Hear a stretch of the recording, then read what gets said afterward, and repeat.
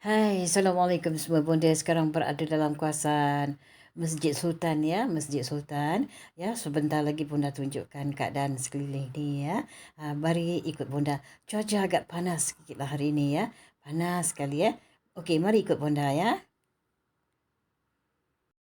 Ya, Bunda ucapkan Assalamualaikum warahmatullahi wabarakatuh untuk anda semua di mana saja anda berada ya. Kali ini Bunda nak berceritalah sedikitlah sejarah tentang sejarah Masjid Sultan Singapura ya. Uh, Masjid ini dibangunkan pada tahun 1824 untuk Sultan Husin Shah ya, untuk Sultan Husin Shah. Sultan pertama di Singapura ya, Sir Stamford Raffles yang merupakan pendiri Singapura memberikan 3,000 untuk konstruksi gedung satu lantai dengan atap dua lapis ya. Jadi selain itu banyak penduduk Bugis yang rela menjual harta dan kapal-kapalnya agar boleh turut menyumbangkan dana pembangunan masjid berikut. Wah, hebat orang-orang Bugis ni ya, sanggup berkorban tentang agama.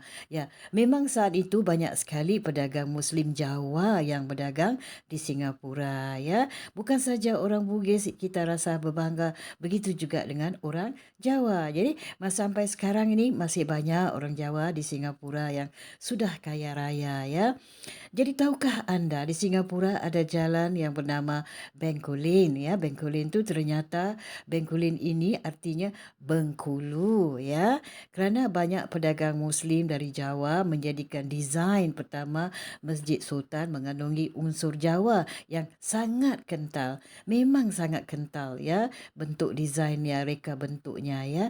Jadi sejarah Masjid Sultan ni dalam operasinya pengelolaan masjid dikepalai oleh Alauddin Shah, cucu Sultan Husin hingga tahun 1879 ya.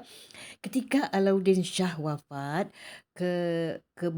kepengurusan masjid dijalankan ya, dilanjutkan oleh 5 pemimpin komunitas Muslim di Singapura ya tahun 1914 ya.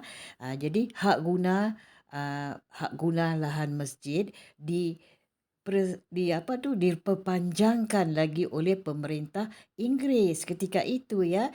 Jadi saat itu juga berbentuk pengurusan masjid yang baru ya, atau disebut dengan dua perwakilan dari masing-masing faksi komunitas Muslim di Singapura ya, yang terdiri dari Melayu, Jawa, Bugis, Arab, Tamil dan India ya. Utara untuk apa kata orang itu kebergamaan kebergamaan komunitas Muslim di Singapura ya. Indah ya ceritanya ya. Jadi gini, mengapa? Kerana Masjid Sultan dianggap terlalu kecil untuk menampung umat Islam yang terus berdatangan dari tahun ke tahun ya. Masjid Sultan saat ini desain oleh Danish Santry dari daripada negeri Eropah ya, perusahaan tertua di Singapura. Jadi Masjid Sultan ini dibangun kembali pada tahun 1932 dan mengadaptasikan gaya Saracenic atau gaya Gotik mukna lengkap dengan menara sedikit sekali yang mengetahui bahawa pada masa rekonstruksi North Bridge Road dipaksa untuk dibelokkan jadi mengitari masjid dan di sepanjang sampai Arab Street ya.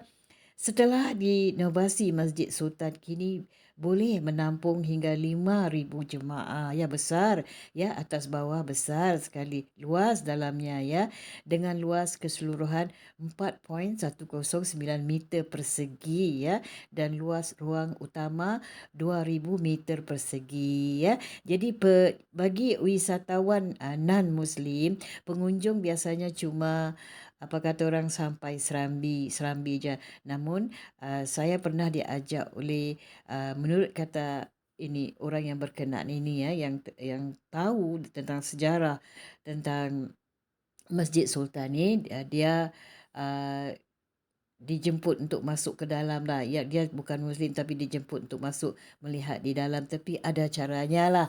Tidak boleh masuk sebarangan, kena buka kasut, ya gitu. Jadi meski telah direnovasikan, ya, direnovatkan dan menjadi destinasi wisata unik Singapura, nama-nama klasik di sekitar masjid masih dipertahankan, ya, seperti Jalan Kandar, ya. Jalan Kandahar. Jalan Kandahar ni masih ada, ya. Jalan Kandahar, Baghdad. Baghdad ni di negeri Baghdad lah. Baghdad Arab Street. Makanya itulah sebab di sini asalnya banyak orang Arab, ya, dari Baghdad. Banyaklah orang Arab yang berniaga, peniaga-peniaga yang berjaya di kawasan sini. Seperti Jalan Kandahar, Baghdad Arab Street dan Busrah Street, ya, diabadikan sebagai bahagian sejarah Singapura. Jadi lokasi Masjid Sultan Singapura ni sangat strategis sekali. Cuma 10 minit dari Bugis Street yang super ramai dan popular. Berada di dekat Bugis Junction. Dia berdekatan dengan Bugis Junction, ya. Ya, tengok sampaikan Junction pun ada nama Bugis. Jadi wow, jadi orang-orang Bugis ketika itu memanglah kaya raya, ya, termasuk orang-orang Jawa, ya. Mereka pendatang tapi mereka kaya raya, ya. Jadi hingga sekarang ni mereka berkembang dengan perniagaan mereka, ya. Ya, jika berada di sana lihatlah lebih dekat dengan maksudnya yang uniknya dari Masjid Sultan Singapura ni, jika kita berada dekat lebih dekat lagi kubah berbentuk bawang.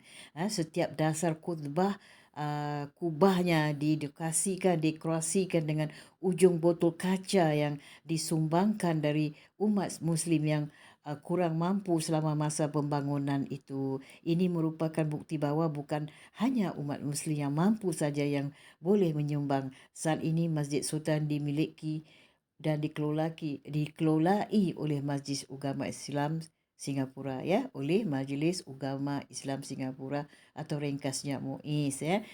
Jadi selama bulan Ramadan terdapat banyak pasar malam di area tersebut dan banyak dibuka gerai makanan. Memang setiap tahun lah. Bunda masih ingat di tahun 60-an dulu, ya, 70-an. Aduh, meriah sekali, ya. Makanan-makanan ketika itu bulan Ramadan yang terkenal ialah laksa gelap. Laksa gelap tu dibuat oleh, ya, maksud Bunda tadi laksa bukan laksa gelap. Nak laksa si gelap, ya. Memang enak ketika itu mereka menggunakan ramuan-ramuan yang alami, ya. Enak sekali. Sampai sekarang Bunda rasa keenakan. Tapi sekarang susah mau jumpa lah. Semua dia orang lakukan secara instan saja, ya. Ini kawasan, ini restoran Minang ni, Minang ala-ala Padang ni. Dia ni belakang Masjid Sultan. Ya, jadi bila kita keluar daripada Masjid Sultan, kita langsung ke sini untuk makan tengah hari, ya, makan tengah hari. Lauknya semua dia hidangkan ala-ala Minang ataupun Padang. Enak sekali. Mereka ni berketurunan daripada Padang, ya, daripada Padang, daripada Minang, daripada nenek moyang mereka datang dululah di zaman dulu datang ke sini, mereka berniaga, ya. Orang-orang Padang lah, orang-orang Minang. Jadi masakan mereka semua ala-ala Minang lah, ala-ala Padang begitu. Jadi mereka ni semua nenek moyang sudah tak ada, jadi mereka semua bersaudara lah, beberapa bersaudara. Mereka masing-masing mendirikan restoran mereka sendiri di kawasan Arab Street ini, ya. Makanannya caranya pun sama seperti yang inilah, ala-ala Minang ataupun Padang, ya, mengikut keturunan nenek moyang mereka. Ini Bunda ada tunjukkan, ya, posternya, bannernya memang sedap, ya, enak-enak semua, ya.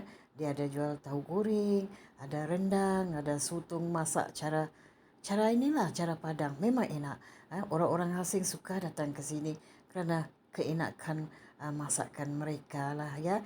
Jadi bila anda datang, siapa-siapa sajalah datang ke Singapura, singgahlah di sini, ya. Sudah solat di masjid ni di belakang saja, dia di belakang saja terus sampai ke sini, ya. Tapi di sini tempat kadang-kadang tidak ada tempat duduk lah kerana sentiasa orang datang, ya. Long queue lah, ya. Jadi susah kita datang berdekat tidak. Jadi kita ikut peraturan, protokol, ya. Ikut queue macam kita, ya. Kadang-kadang ada sediakan mana-mana hiasan ya.